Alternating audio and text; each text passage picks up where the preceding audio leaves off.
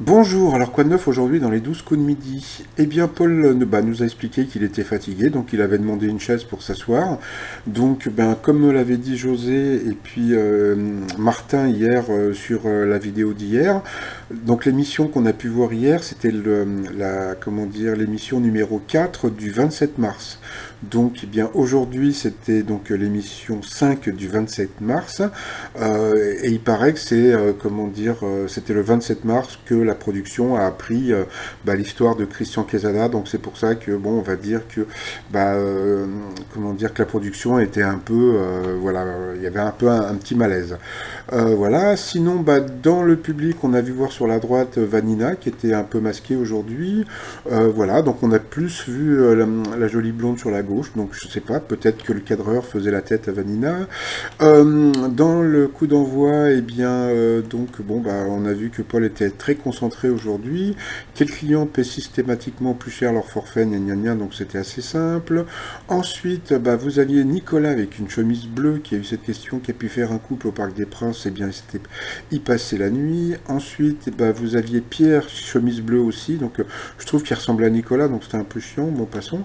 Alors, un jeune couple s'envoie-t-il plus ou moins de 10 messages par jour? Eh bien, c'était moins. Sandrine a eu une question musicale, donc je ne l'ai pas mise. Ensuite, comment se prénomme la chouette d'Harry Potter? Eh bien, c'était Edwige. Ensuite, on a appris qu'on réfléchit mieux debout qu'assis, donc c'est une bonne chose à savoir. Ensuite, quelle petite fille créée par Lewis Carroll fait la rencontre du dodo? Donc, bien sûr, c'était Alice au Pays des Merveilles. Pourquoi une jeune femme du Kentucky a-t-elle teint son chien en rose et violet? C'est comme on peut voir, c'était pour qu'il fasse moins peur. Quel est le seul personnage de fiction à avoir eu ses nécrologies dans le New York Times? Donc, c'était Hercule Poirot. Ensuite, à qui attribue-t-on l'origine de l'expression guerre froide? Eh bien, c'était à George Orwell.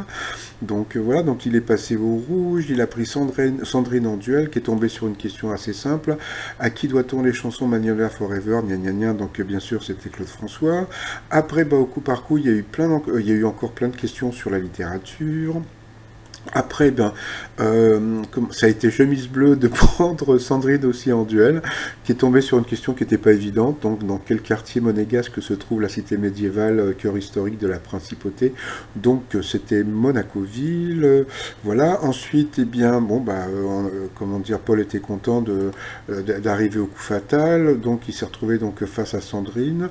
Donc, là aussi, il a eu encore des questions sur la littérature. Et voilà. Donc, il a gagné. Sandrine a eu droit à son petit bisou, donc voilà, donc on voit que Monsieur Paul ne se prive pas. On a vu dans la vitrine, voilà ce qu'il va gagner, puisque bon, comme c'est lui qui va gagner bientôt la vitrine, donc il va se retrouver avec une barque et une moto. Donc voilà quoi, donc bon, je sais pas ce qu'il va pouvoir faire, je sais pas s'il fait de la moto, donc voilà. Ensuite, eh bien, donc il ne connaissait pas l'expression construire des châteaux en Espagne. Donc voilà, donc il n'a gagné que 1 000 € à partager avec un téléspectateur. Dans l'étoile mystérieuse, on peut voir un totem au centre, donc voilà, donc c'est toujours Chuck Norris.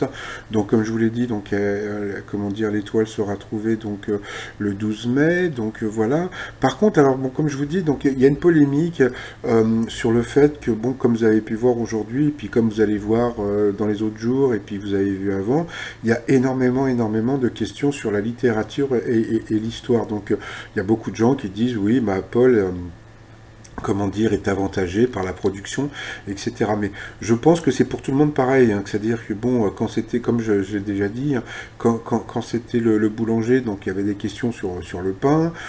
Benoît, qui était prof d'histoire géo, avait plein de questions sur l'histoire géo, et puis en plus, comme il était féru de cinéma, donc il y avait plein d'histoires, de questions sur le cinéma.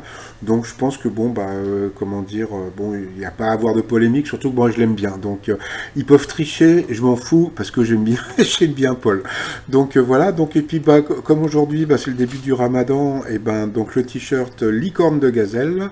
Donc voilà, et puis pour éteindre la polémique, le t-shirt Paul et Mickey, et puis polémique Victor, tout ça sur le site remillon.com. Je vous souhaite une agréable journée et je vous dis à très très vite, bye bye.